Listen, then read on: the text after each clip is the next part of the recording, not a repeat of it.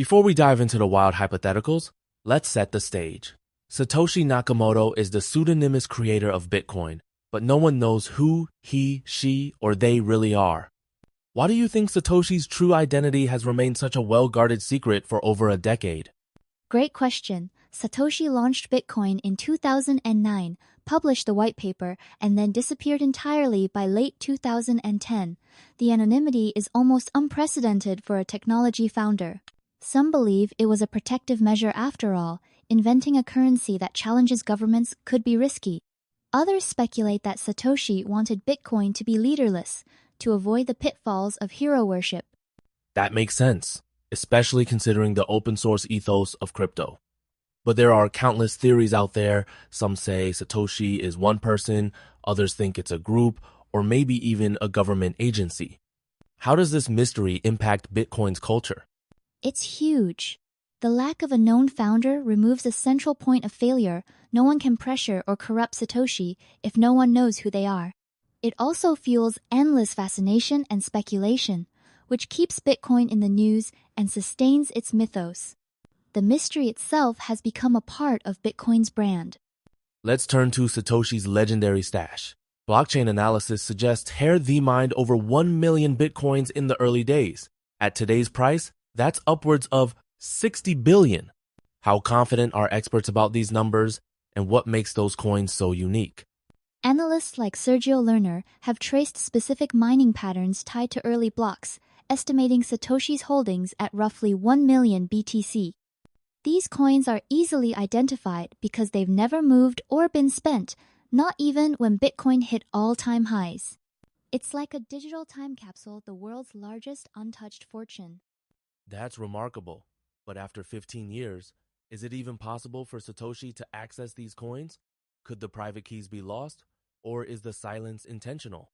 Technically, if Satoshi still has the private keys, moving the coins is just a click away. But there are plausible scenarios. Satoshi could have died, lost the keys, or deliberately chosen to never touch the coins.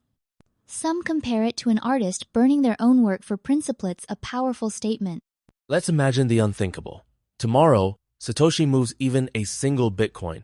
What would happen first? How would the markets and media react? The crypto world would go into overdrive. Even a minor transaction from a known Satoshi wallet would instantly prove their return, leading to panic selling.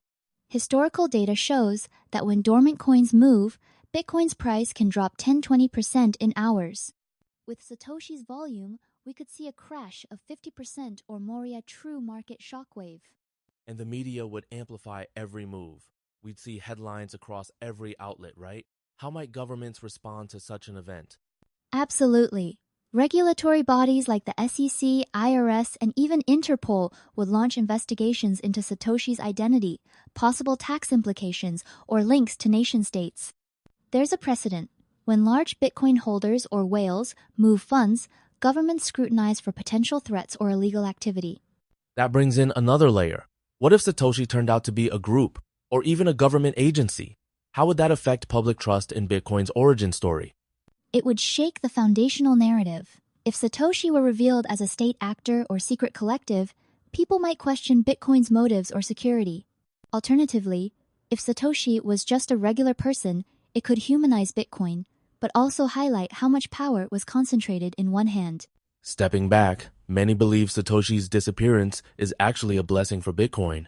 Can you explain why some see his silence as a safeguard for decentralization?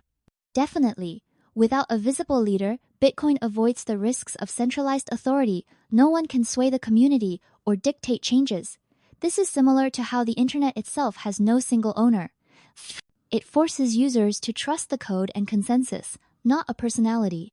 That's a powerful analogy. But are there any drawbacks to not having a founder figure around, especially in times of crisis or controversy? There are trade-offs.